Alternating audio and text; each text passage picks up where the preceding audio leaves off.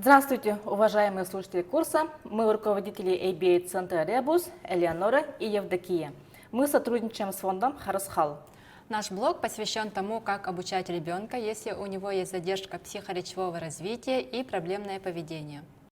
ABA-терапия – это интенсивная обучающая программа, которая основывается на поведенческих технологиях и методах обучения. ABA, как научная дисциплина, изучает влияние факторов в окружающей среде на поведение и манипулирует этими факторами, чтобы изменить поведение человека. Таким образом, мы говорим, что каждое поведение имеет предшествующий фактор, который запускает само поведение, и последствия, которые увеличивают или уменьшают частоту поведения в будущем.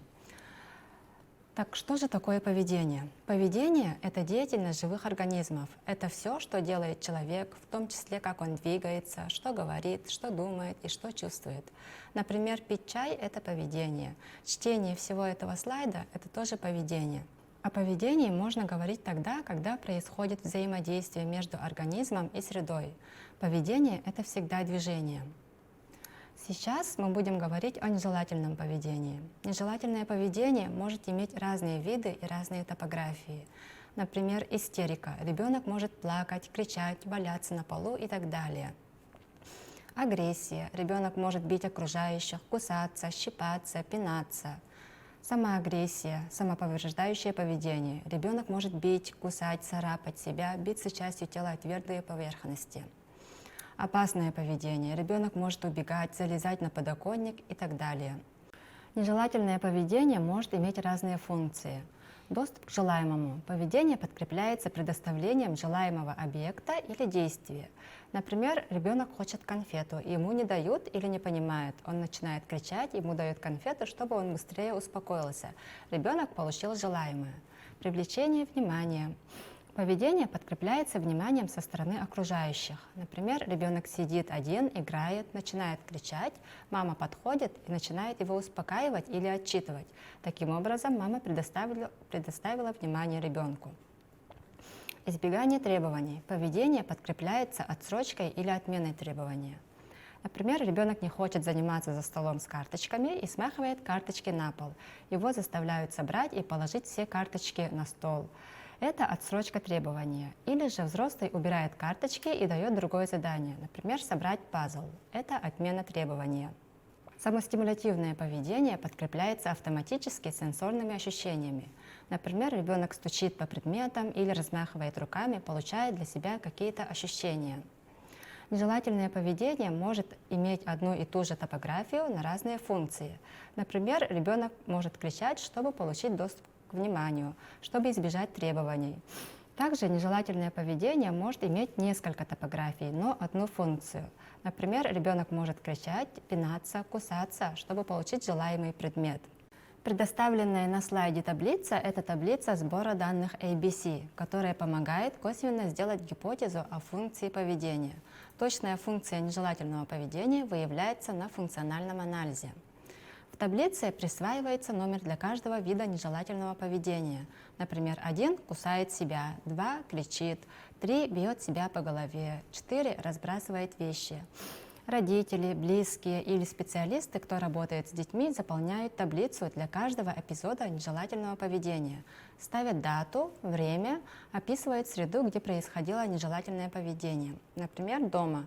Пишут про участников, сам ребенок и мама. Пишут, что конкретно происходило до нежелательного поведения.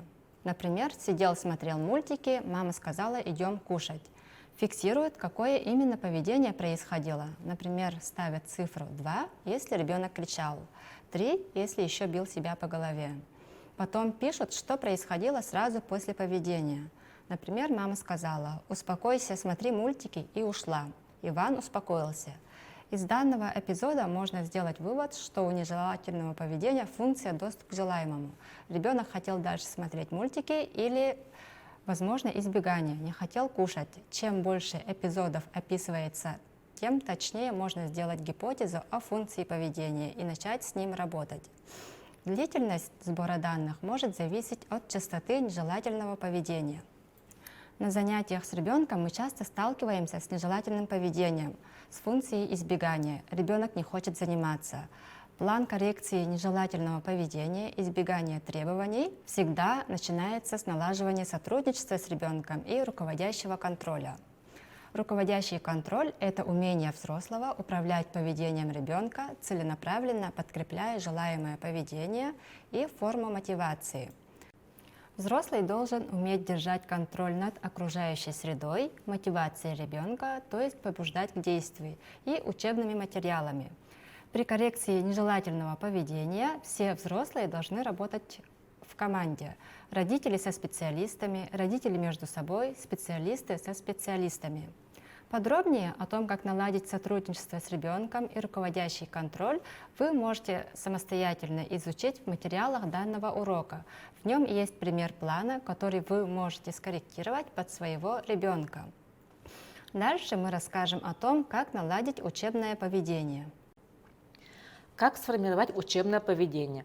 Чтобы сформировать данный навык, умение учиться, разбиваем эту цель на несколько промежуточных целей. Цель номер 1. Ребенок сидит на полу и выполняет задание, которое стоит на стуле. Но чтобы дойти до этого уровня, можно еще добавить промежуточный шаг. Это когда ребенок выполняет задание без проявления нежелательного поведения на полу. Затем на стуле, сидя на полу. Потом усложняем. Ребенок спокойно сидит на стуле и выполняет это задание на коленях или на подносе. После этого нужно попробовать усадить его за стол. Цель номер 3. Ребенок сидит за столом и выполняет задание. Если ребенок все еще не хочет садиться за стол, он может подойти к столу и стоя выполнить данное задание. Затем можно его спокойно попробовать усадить за стол. Обычно, когда ребенок привыкает к обстановке, налаженное сотрудничество, то он сам садится за стол. Далее идет цель номер 4. Ребенок смотрит на предоставляемый стимул задания, то есть ребенок может сидеть за столом, но в это время может смотреть на что угодно, но при этом смотрит на то, что ему дают. Потом снова может отвлечься, посмотреть куда угодно. Затем возвращает взгляд на выполнение задания. Цель номер 5. Ребенок концентрирует свой взгляд на выполнение задания, то есть смотрит на предоставляемый стимул и выполняет задание. И опять может отвлечься. Цель номер 6. Ребенок рассматривает набор предметов перед собой на столе, то есть сосредотачивает взгляд на выполнение задания, не улетая. После достижения данной цели работаем над следующей. Ребенок ждет инструкцию педагога, держа руки перед собой. То есть ребенок не хватает учебный материал, сидит спокойно и ждет инструкцию педагога. При этом руки держит перед собой. Обычно после выполнения задания ребенок снова начинает что-либо хватать или стимиться. Поэтому следующей целью будет научить возвращать руки перед собой после выполнения инструкции педагога. Также целью формирования учебного поведения будет научить ребенка возвращаться с мотивационной деятельности к педагогу и садиться за стол после того, как педагог позвал его заниматься. Следующая цель. Ребенок смотрит на педагога перед инструкцией и после выполнения задания. Обычно дети с аутизмом не смотрят на взрослого педагога. И данный навык важно сформировать, чтобы в будущем ребенок научился выполнять фронтальные инструкции. Это общие цели для формирования учебного поведения. Для каждого ребенка данные цели могут быть модифицированы под его индивидуальные особенности. Тестирование навыков ребенка.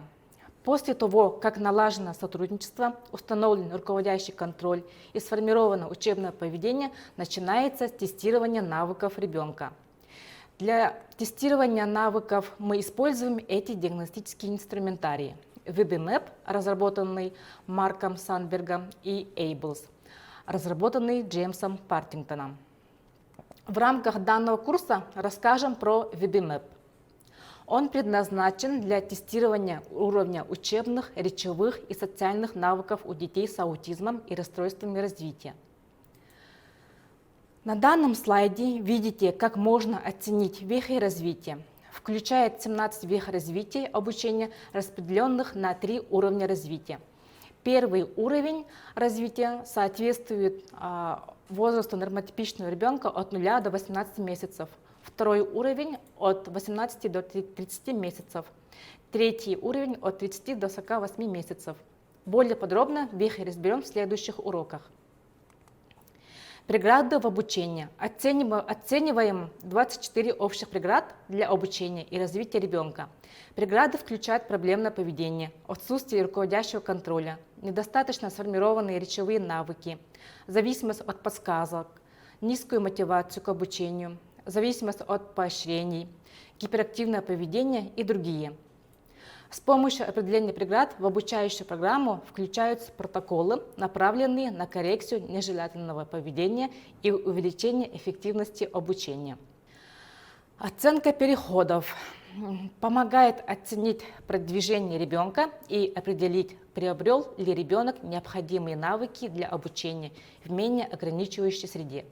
Содержит 18 рубрик тестирования, которые включают оценку общего уровня речевых и социальных навыков, позволяющих обучению в инклюзии, а также оценку навыков самопомощи и самостоятельности.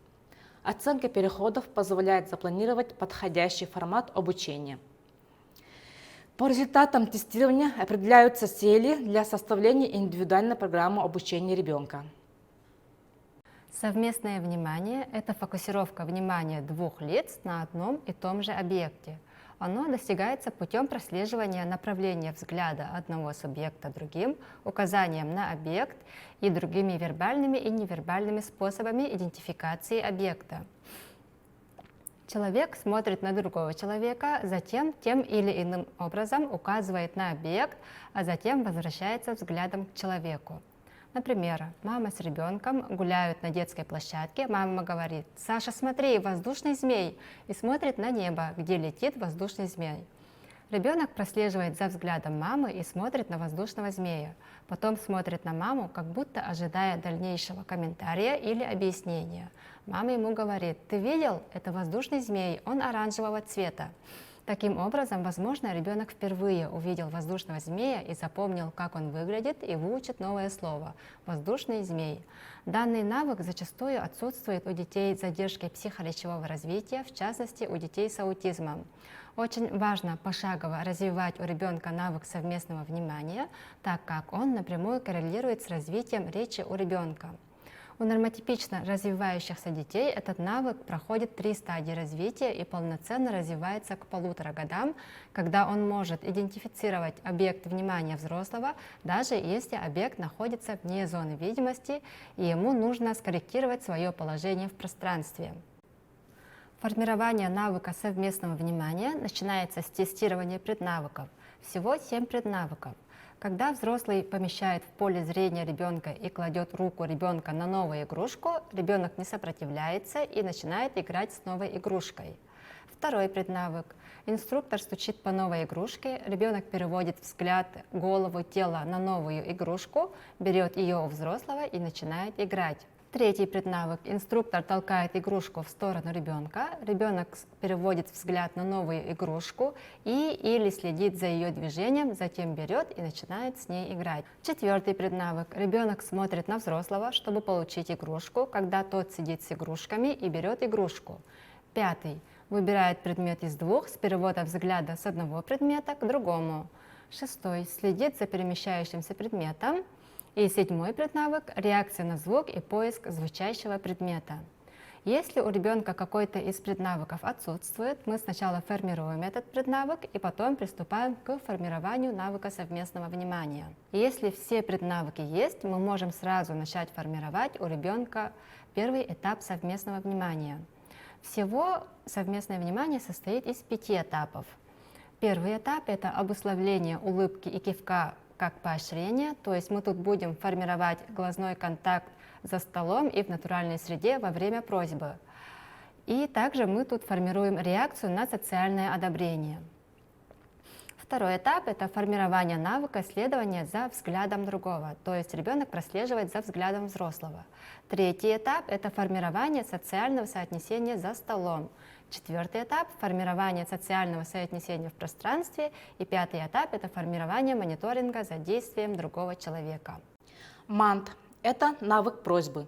Если у ребенка есть вокальная речь, то учим ребенка просить с помощью вокальной речи. Если ребенок не вербальный, не говорящий, то нужно уже думать, какую альтернативную систему коммуникации нужно ему вводить. Это же или пексы, или жесты. Пекс – это альтернативная система коммуникации с помощью карточек. То есть на карточках изображены желаемые предметы и действия ребенка. Ребенок выбирает из альбома нужную ему карточку и дает взрослому. Таким образом взрослый понимает, что хочет ребенок на данный момент. Жесты. Наверное, все знаете, что глухонемые общаются с помощью жестов. Но для детей с аутизмом, у которых мелкая моторика слабо развита, топография этих жестов достаточно сложная. Поэтому эти жесты модифицируются для каждого ребенка отдельно. На видеопримере увидите, как это выглядит. На данном слайде видно, как прогрессирует формирование навыка просьбы. Ребенок первого уровня развития обычно просит 10 различных самостоятельных реакций без подсказок. Ребенок второго уровня, он просит 20 различных отсутствующих предметов без подсказок. Обращается к людям с просьбой выполнить 5 различных действий. Также обращается с просьбами, которые состоят из 2 или более слов, не считая слов «я хочу». Ребенок, навык просьбы у него все расширяется и расширяется без интенсивного обучения. Ребенок третьего уровня развития, он может задавать вопросы, использует вопросительные слова в предложениях, вежливо просит прекратить нежелательные действия, обращается с просьбами, используя 10 различных прилагательных, предлогов или наречий. Он также может давать указания, инструкции, обращается к другим людям с просьбой прислушаться к нему. Что такое визуальное восприятие? Визуальное восприятие – это способность распознавания и различения зрительных стимулов, а также их интерпретация ссылкой на предыдущий опыт. Правильный, нужный для данного возраста уровень зрительного восприятия позволяет правильно проводить такие операции, как чтение, письмо, укладка и воспроизведение фигур и форм и выполнение математических задач. На слайде мы видим прогрессию формирования визуального восприятия. Первый уровень – это возраст от 0 до 18 месяцев у нормотипично развивающихся детей. Тут ребенок должен уметь сопровождать взглядом движущийся стимул, брать в руки небольшие предметы, используя пинцетный захват, сосредотачивать взгляд на игрушки или книги на протяжении 30 секунд, кроме аутостимуляции. Раскладывать 3 предмета в контейнере, строит башню, собирает пирамидку. Сопоставляет 10 любых идентичных предметов, например, пазлы, вкладыши, игрушки, предметы и картинки. Второй уровень – это возраст от 18 до 36 месяцев у нормотипично развивающихся детей. Здесь ребенок должен уметь сопоставлять идентичные объекты или картинки в наборе из 6 для 25 стимулов, сортировать предметы по цветам, формам для 10 различных цветов и форм, сопоставлять идентичные объекты или картинки в наборе из 8, содержащие 3 подобных стимула для 25 стимулов, сопоставлять неидентичные предметы или картинки в наборе из 10, расположенных в случайном порядке для 25 стимулов, сопоставлять неидентичные предметы, трехмерные с картинками, двухмерные и наоборот в наборе из 10, содержащие 3 подобных стимула, расположенных в случайном порядке для 25 стимулов. Третий уровень – это возраст от 36 до 48 месяцев у нормотипично развивающихся детей. Тут ребенок должен уметь во время занятия творчеством или рисованием спонтанно соотносить любую часть своей работы с аналогичной частью работы другого человека, выполнять задания на обобщение, сопоставление неидентичных предметов в наборе из 10, содержащие 3 подобных стимула, расположенных в случайном порядке для 25 стимулов, складывать 20 различных моделей из кубиков, конструкторов, лего, пазлов, мозаики, минимум из 8 деталей, сортировать 5 предметов из 5 различных категорий в отсутствие образца, продолжать 20 трехкомпонентных последовательностей, например, круг, звезда, Солнце, круг, звезда, солнце. Имитация – это способность ребенка повторять действия другого человека. Это очень важный навык, фундамент развития ребенка. У детей с аутизмом и расстройствами развития данный навык сам не формируется, к сожалению, поэтому нужно этому обучать. Тут видим, да, с чего мы начинаем обучение. Имитация с предметами.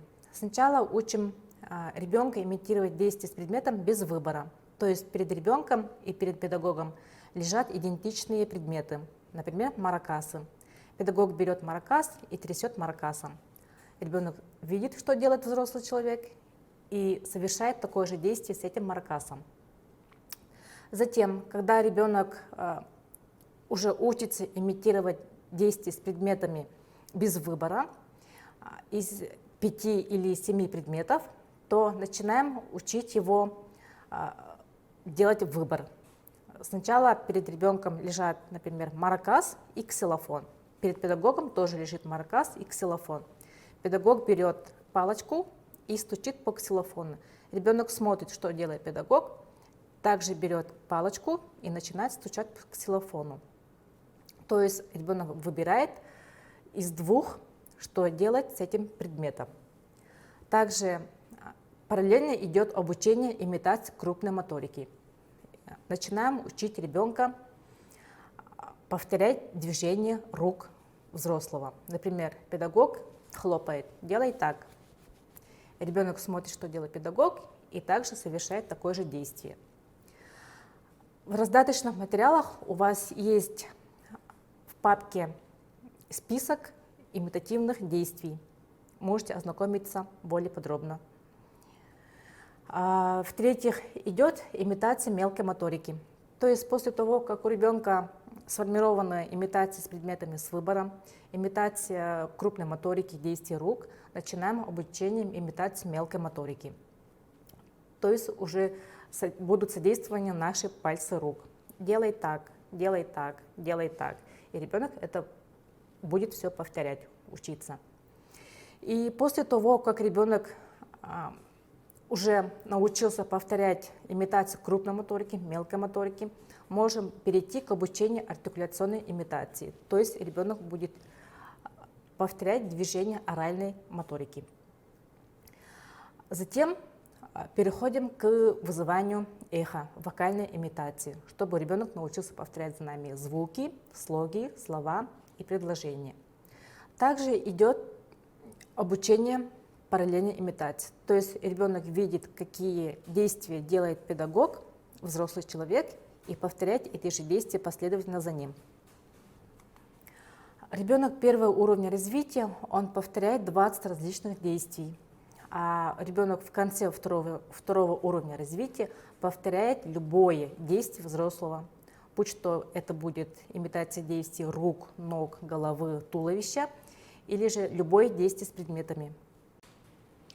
Что такое поведение слушателя? Поведение слушателя – это у нас понимание речи, рецептивная идентификация, другими словами.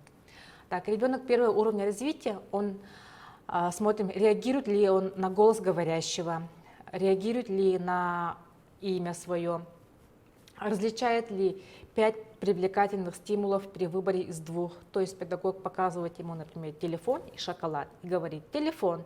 Ребенок смотрит на эти 2 стимула и выбирает правильный телефон. Выполнять 4 моторных действия. То есть педагог говорит «иди сюда», ребенок подходит к нему, говорит «садись», садится, «встань», встает, «дай», дает, «хлопай», хлопает, например. Также правильно выбирает предмет при выборе из 4 для 20 стимулов. То есть перед ребенком на столе лежат 4 предмета, и ребенок правильно выбирает предмет. Например, педагог говорит «машина», и ребенок смотрит на эти предметы, выбирает правильно машину и дает педагогу или указывает на эту машину. Ребенок второго уровня развития, у него все усложняется. Да? Если был выбор из 4, то ребенок второго уровня развития умеет выбирать из 6 для 40 стимулов. Идет у него обобщение данного навыка. Он умеет выполнять 10 моторных инструкций: хлопай, топай, руки вверх, подними ноги и так далее. Также можно выполнить 50 двухкомпонентных инструкций, например, режь банан, кушай банан, режь огурец, кушай огурец и так далее. Правильно выбирает названный предмет в книжке, в сюжетной картинке, в естественной среде для 250 предметов. Также идет активное накопление этого пассивного словарного запаса. И в конце 3-го уровня развития у ребенка имеется 1200 слов в репертуаре поведения слушателя. То есть это могут быть и существительные, глаголы, прилагательные, наречия, числительные и так далее. Эхореакция – это вокальная имитация, которая контролируется вербальным дискриминативным стимулом, обладающим буквальным соответствием или физическим сходством с реакцией. Например, мама говорит «кошка», ребенок повторяет «кошка». На слайде представлена таблица тестирования эхореакций по VB-MAP. Первая группа – это простые и парные слоги.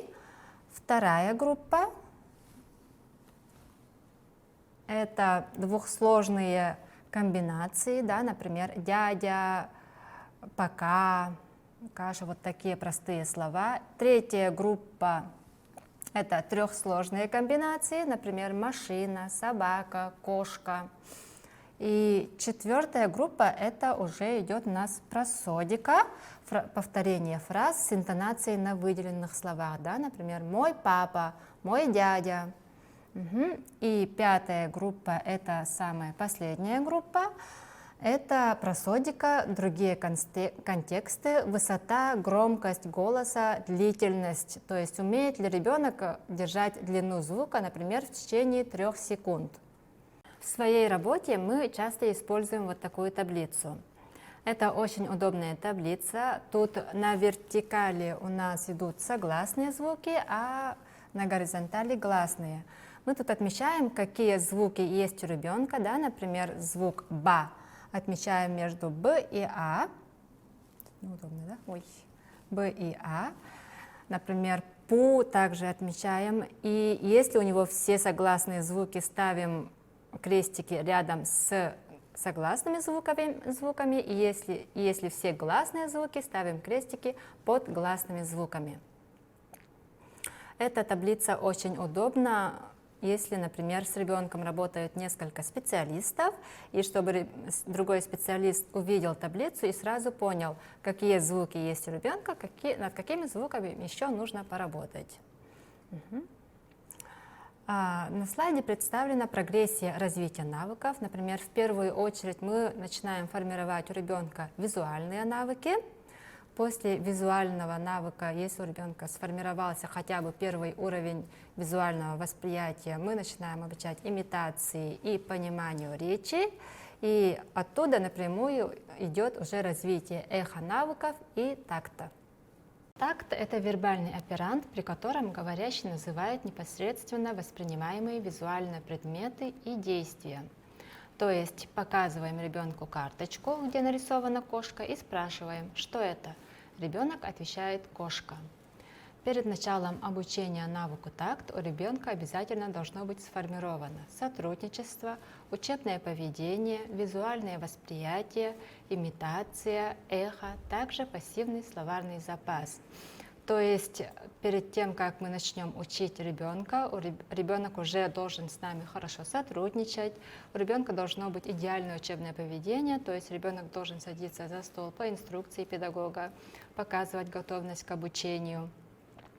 Также ребенок должен хорошо сканировать карточки, ребенок должен повторять за взрослым, что взрослый сказал, если ребенок говорящий, да, или показывать жестом после того, как взрослый скажет слово или покажет жест. На следующих слайдах представлены таблицы, как именно мы тестируем ребенка на пассивный словарный запас и затем начинаем переносить это в активный словарный запас и ведем данные.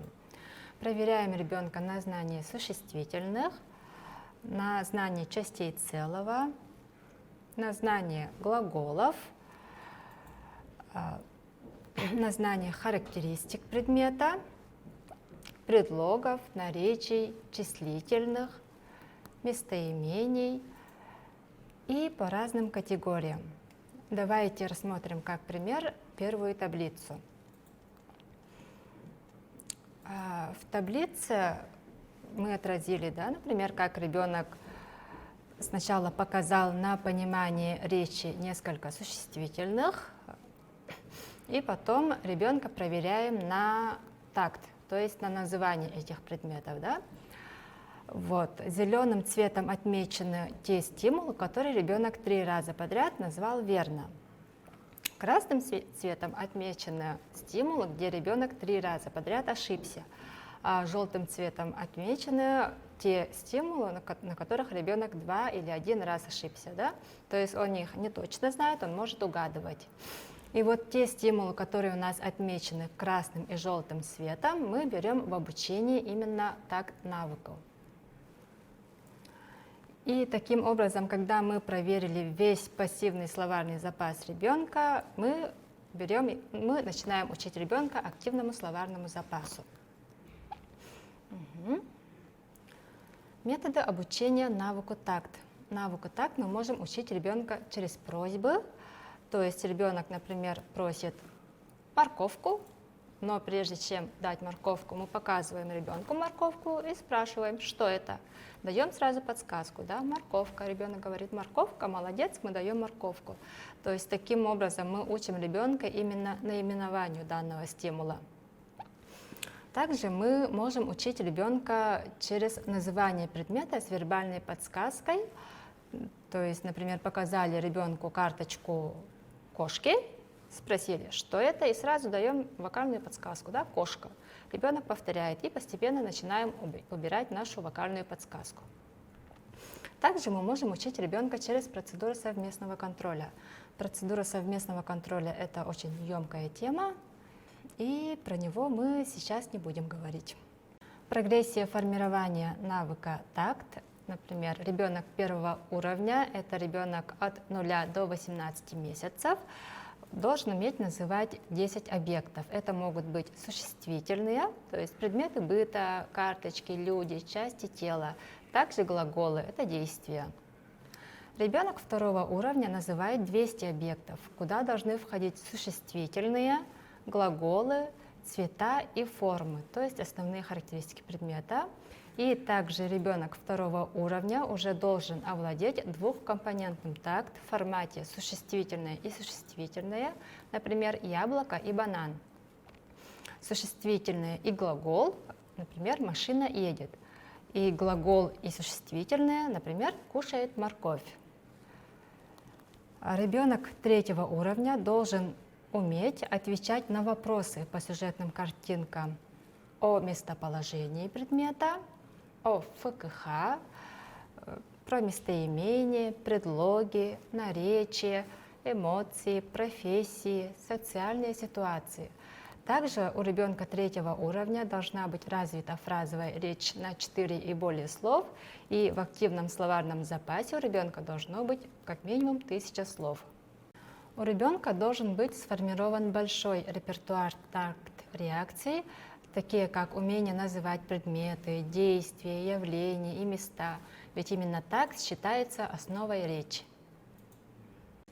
Давайте теперь поговорим про различения по функциям, категориям, характеристикам объекта. Ключевым этапом развития речи ребенка является способность понимать более сложные и абстрактные слова, фразы, предложения. Одной из особенностей повседневной речи является то, что люди часто говорят о предметах и действиях, конкретно не называя их. Часто понимание обращенной речи у ребенка включает в себя умение правильно действовать в ситуациях, когда объекты описываются или обсуждаются, но конкретно не называются. Итак, что же такое ФКХ? F – это функция объекта, К – это категория, Х – это характеристика объекта. У нормотипичных детей этот навык развивается с 1,5 до 2,5 лет и заключается в том, что ребенок учится различать объекты по описанию, а не по конкретному названию. Например, родитель спрашивает: «Мягкое, пушистое животное с длинными ушами. Кто это?» Ребенок отвечает: «Заяц или кролик». Навык развлечения по ФКХ дает ребенку 3 преимущества. Развитие понимания речи, обращенной речи, развитие навыка отвечать на вопросы собеседника. Словарный запас ребенка расширяется и включает в себя более комплексные речевые понятия и темы. Так, рассмотрим прогрессию обучения развлечению по ФКХ. Обучение развлечению по ФКХ начинается, когда в словарном запасе у ребенка 50-70 существительных и 15-20 глаголов. Первым этапом ребенку вводим в обучение характеристики предмета. Характеристика объекта – это отличительные свойства предмета, воспринимаемые с помощью органов чувств: осязательные, обонятельные, тактильные, вкусовые. На начальном этапе мы берем в обучение осязательные свойства предмета, такие как форма, цвет и детали предмета. На данном слайде представлены, как звучат инструкции на понимание речи и называние, когда мы тестируем или учим ребенка развлечению по характеристикам предмета. Например, на развлечение по характеристике форма предмета, на понимание речи инструкция, что здесь круглое. Ребенок показывает на мяч. На называние инструкция будет звучать: какой формы мяч? Ребенок отвечает: круг. Следующим этапом вводим ребенку развлечение по функции предмета. Что такое развлечение по функции? Функция объекта – это то, что можно сделать с предметом. Например, кинуть, выпить, съесть, поиграть, погладить. На слайде представлены, как звучат инструкции на понимание речи и названия, когда мы тестируем или учим ребенка развлечению по функции. Например, стимул «книга». На понимание речи инструкция будет звучать как «покажи, что ты читаешь», и ребенок показывает на книгу. На называние инструкция «что можно читать», и ребенок отвечает «книга». Последним этапом ребенку вводится развлечение по категории предмета. Что такое развлечение по категории предмета? Разделение объектов на классы, группы, например, животные, игрушки, транспорт, фрукты, овощи, обувь и так далее. Категории можно разделить на подкатегории. Например, категория животных делится аж на 30 подкатегорий. Конечно, ребенка мы учим основные подкатегории, такие как животные леса, домашние животные, животные фермы, животные жарких стран и так далее. И на этом слайде представлены, как звучат инструкции на понимание речи и названия, когда мы тестируем или учим ребенка развлечению по категориям. На понимание речи перед ребенком лежат предметы, картинки из разных категорий, например, машина, кошка, трусы, чашка. Инструкция взрослого звучит как «где посуда?», и ребенок должен показать на чашку. Когда мы учим или тестируем ребенка на называние предмета, на называние по категории, то инструкция будет звучать как «что такое чашка?», и ребенок должен ответить «посуда». Развивая ребенку навык развлечения по функциям, категориям, характеристикам, мы делаем крепкий фундамент для развития фразовой речи. И, конечно же, обучая всему этому, параллельно у нас всегда идет работа над игровыми навыками и над социальными навыками. Как развивать игровые навыки, как тестировать игровые навыки. Очень подробно представлено вот в этой книжке. Книжку можете заказать на Wildberries. И на данном слайде представлена именно прогрессия обучения активной речи ребенку. То есть сначала ребенок там осваивает 100 существительных, 25 глаголов, цвета, формы, это основные характеристики, да?